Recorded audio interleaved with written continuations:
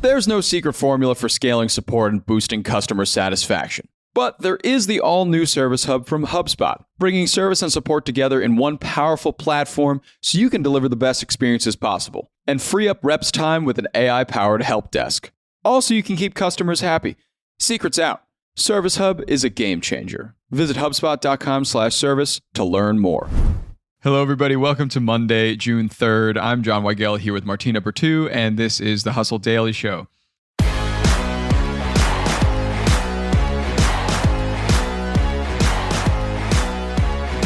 May was a huge month in AI, but what month isn't this year?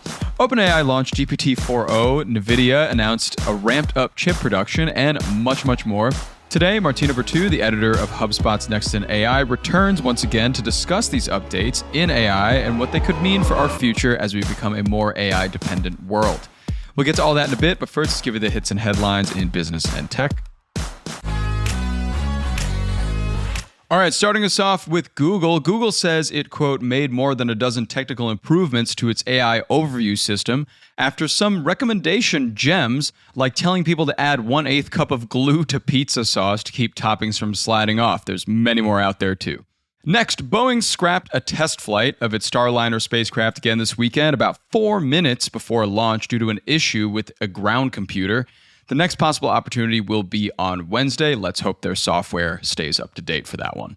But in other parts of the world, some other things took off. A Chinese spacecraft actually touched down on the moon Sunday to collect samples of soil and rocks from the moon's far side. Some would say the dark side. Over to Live Nation. Ticketmaster owner Live Nation reported a possible hack affecting 560 million customers' data, but says it's unlikely to significantly affect operations. Meanwhile, hacking group Shiny Hunters claims it's selling the data on the dark web for $500,000. So if Live Nation wasn't already in a tiff with the US government, seems like there's more. Over to the drink industry. Poppi, the popular prebiotic soda, is now facing a lawsuit that alleges it's not as gut healthy as it was advertised. Certain ingredients, it claims, could actually lead to digestive issues if consumed in excess. And finally, some Sony data shows how hard it is to get gamers to upgrade consoles. Both the PS4, which was launched 11 years ago, and the PS5, which was launched 4 years ago, have around 49 million monthly active users. PS5 is responsible for far more spending and gameplay hours, though, but it's pretty crazy that the PS4 users are still holding strong. Okay, our main segment today is a chat about the past month in AI. What updates do you need to know? What companies are at the forefront? And what can we look forward to give us some insight here? I'm joined by Martina Bretous to discuss all those questions and more as per usual. Hello, Martina. Welcome back. Hi, John. Thank you. It's great to have you. Always a pleasure. Yes, of course, always. So first off, I'll kick it off with my first question every month, which is if you personally found any surprising new updates in the AI industry this past month? So this month was easy. This month, it was all about GPT-4o. It's so impressive. Yes. I was so impressed by how powerful it is. You know, I've complained a lot about Siri on my phone. And when I saw this update from GPT-4o, I'm like, why is Alexa still here? Why is Siri still here? We have just this amazing capability now with GPT-4o. It has audio, it has vision, it has text. It's so powerful. And obviously what brings it over the line is the fact that it sounds so human. It feels like you're having a real conversation. Right. And when you compare it to what feels like really rudimentary options now, like Siri and Alexa, I'm just blown away at the progress that we've made in a really short time. Yeah, it's pretty crazy how fast they were able to develop this thing comparatively to, even Gemini and every other kind of system out there, and how this has kind of set a new bar essentially for what people have to work to in the AI industry. And of course, OpenAI has been a big subject this past month. I feel always. Like even myself, every day I am reporting on things and I'm always bringing up OpenAI at least in a few headlines per day this past month. Of course, GPT-4o, as you mentioned, the biggest headline of the month. Does this bring up any concerns to you about them moving super fast? Is this way too fast? Is this just, wow, we cannot possibly have the security to grapple with something like this yet? That's the thing. I think that's been coming up a lot because they've had so many people leave their company. Right. I think that concern first came up when Sam Altman was almost ousted a couple months back. The question that came up was, okay, what is the contention happening on the board? Are people trying to get rid of him because he's kind of putting innovation at all cost? And now that we're seeing more people leave, that's the question, right? They're coming out with these products so fast and they're so powerful. The question is, at what point is the tide going to turn? Are we going to start seeing these bad actors take advantage of this technology in a way that we haven't seen before? Yeah, and that's, I guess, everybody's big concern, especially, of course, like the super alignment team left OpenAI, some high power executives left OpenAI that had to deal with security. And just this past week, actually, we were notified that Sam Altman has kind of hired a new security division or appointed a new security division with him in it as well. Right. What do you think about that transformation? Do you think that he should be part of this at every angle in the company? I mean, it definitely brings up a certain conflict of interest for the company. I don't think that somebody like Sam Altman should be involved in something like this because his influence as the leader of this company, as the face of this company, him being so involved in that aspect, I think would make it hard for them to make certain decisions because he will probably think product first, innovation first, and that's sometimes going to be a conflict with security. Sure. So yeah, I think it's a big concern. Yeah. And last big thing on OpenAI, because there's just been so much this month, and one of them even kind of drudged into the Hollywood territory where, of course, GPT-4o came out and we were all pleasantly surprised or bewildered in some actress's case about Scarlett Johansson's voice being pretty eerily replicated on GPT-4o with GPT Sky. What did you think about this whole situation? Because it seems like Johansson had declined previously to be the voice of this twice before the release and 9 months prior. What do you make of this whole situation? I mean, talk about messy. Imagine if every time you said no to a campaign as an influencer, as a celebrity, as a content creator, the company said, oh, you don't want to do it? Fine, we're going to find somebody who looks like you, sounds like you, and we're going to have them do it. It's not exactly illegal, but it definitely feels icky. It definitely feels like an invasion of some sort. And I think every time you hear creatives being nervous about AI, this is exactly why. Yeah. Because it feels like their wishes are not being respected. It feels like AI is going to strip them of everything that makes them unique because a company is just going to come in and say, if you don't want to do it, we'll find a way to use your likeness to accomplish our goals anyways.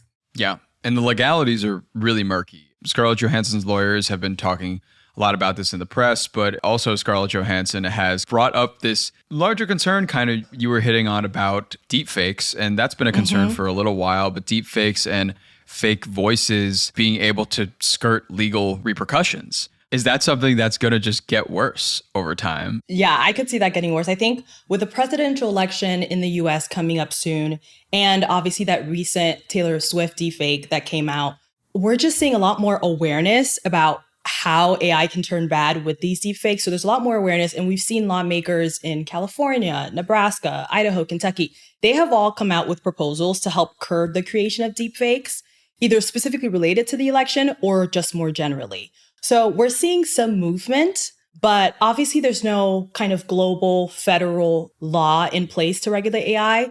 We're just seeing the movement at the state level.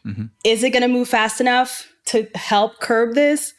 I don't know. And right now, I'm not that optimistic, but that's the state of affairs.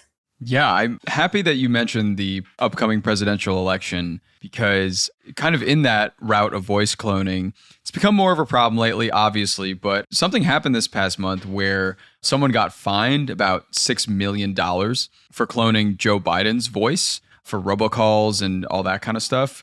The fact that they were fined this amount of money for doing something like this, does that mean the government's actually starting to catch up a little bit? Yeah, it's horrible that these things happen, but sometimes it takes something this big for the government to start taking action. And I'm hoping that it is going to have a domino effect, that they're going to say, hey, obviously the election's coming up, so the stakes are really high. We have to address this. But it's also happening every day. So let's not just focus on it now that it's the election. Let's look at it from every angle and see how we can address it. Yeah. So another company that I wanted to hit on, we talked about Humane AI last month a bit about their AI pin that was very expensive and you had to purchase with a subscription and got just absolute bad reviews across the board. They got slaughtered. Absolutely ruined Yeah. across the internet by big YouTubers and tech sites alike. So they are now, in the past month, it's come out that they're seeking a buyer. Is this a bad omen in your mind for physical AI technology? I wouldn't say that. I think this is just, hopefully, an isolated case of a product gone to market too fast. I think they were super optimistic. They came out with the AI pin. It wasn't well received because, honestly, I just think it wasn't ready. The concept of it is really interesting.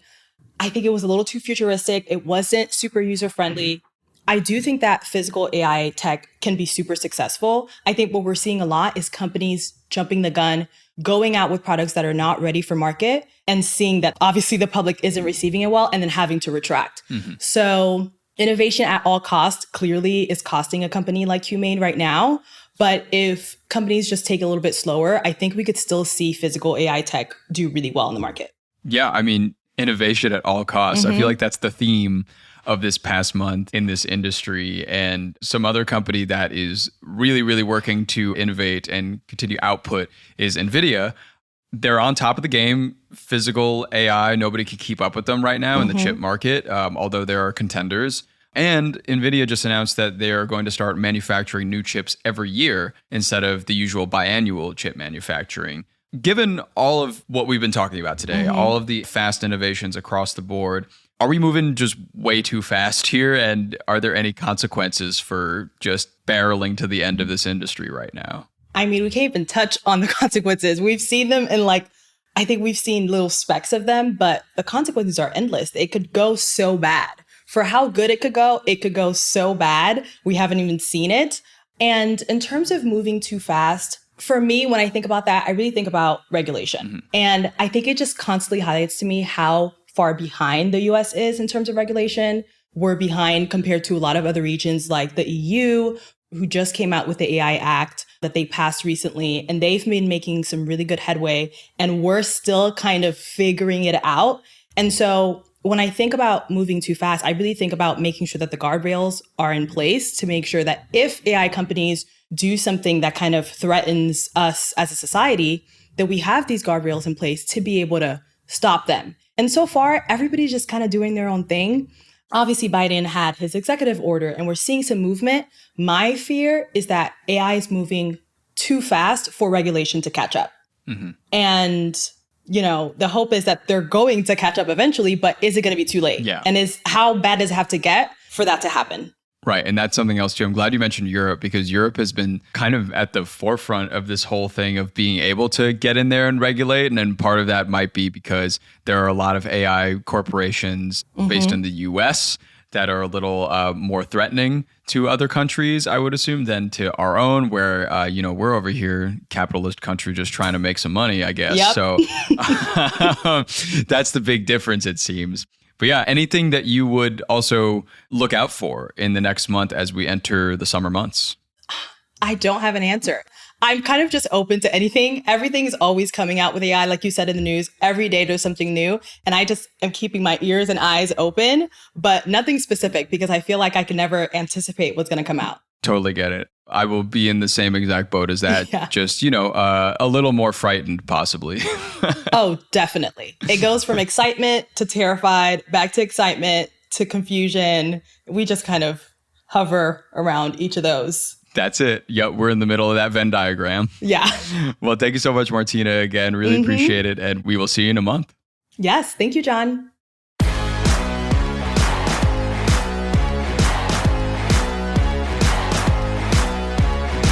All right, and that's going to do it for us today. Thanks for tuning into the Hustle Daily Show. We're a proud part of the HubSpot Podcast Network. Our editor today is Robert Hartwig, and our executive producer is Darren Clark. We've got a lot more tech and business coverage in our newsletter. If you're not subscribed, go get yourself signed up at thehustle.co/email, and we'll see you later.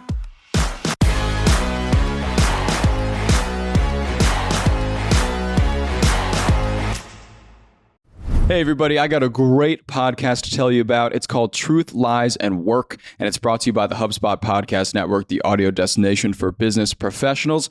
On this show, you can join husband and wife team Al and Leanne Elliott as they dispel myths, impart wisdom, and answer all your questions about finding, keeping, and motivating great people. They actually just did an episode with John Smith, who is the manager and agent of famous Argentinian soccer player Diego Maradona. He talks about in this episode how he was able to manage the global superstar, athlete, celebrity that Maradona is and was. It's a great listen. You better get out there and check it out. And you can listen to Truth, Lies, and Work wherever you get your podcasts.